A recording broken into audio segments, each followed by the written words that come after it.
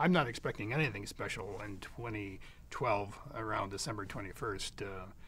I'm not going to lay in any extra supplies, no survival gear. I'm just going to lay in an extra supply of eggnog for the coming holiday season. There's no planet Nibiru, there's no planet X, and nothing is hurtling toward us.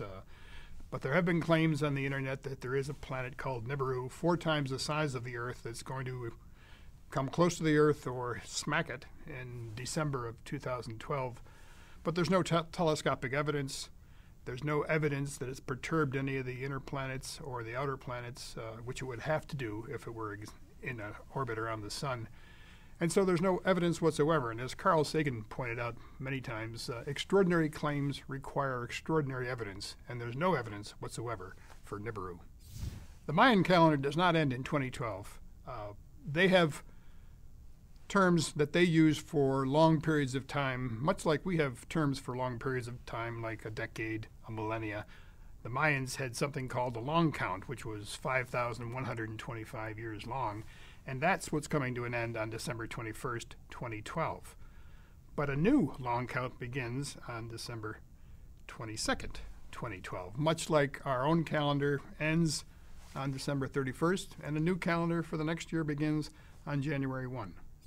Regarding the solar maximum cycle, the sun has a period of solar activity that lasts about 11 years, so it is scheduled to reach a maximum around 2012, but it's been doing this for millennia. It reaches a solar maximum every 11 years or so for millennia, and there's no reason to suspect that this 2012 time period will be any different from the others.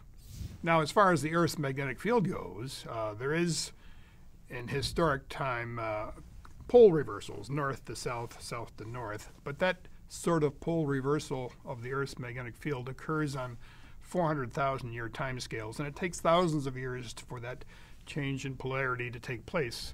And there's no evidence whatsoever that it's going to start changing polarity in 2012, and even if it did, that wouldn't affect the rotation of the Earth, nor would it affect the rotation axis of the Earth. There are no planetary alignments in 2012. There won't be any planetary alignments for a couple of decades on either side of 2012. And even if there were, it wouldn't be in effect because the only objects in space that materially affect the Earth's motion are the sun and the moon. Folks have to be very careful when they get information on the web, and that goes especially for objects that are in near Earth space and are coming close to the Earth. We have a website called Asteroid Watch, which is backed with evidence and scientific method.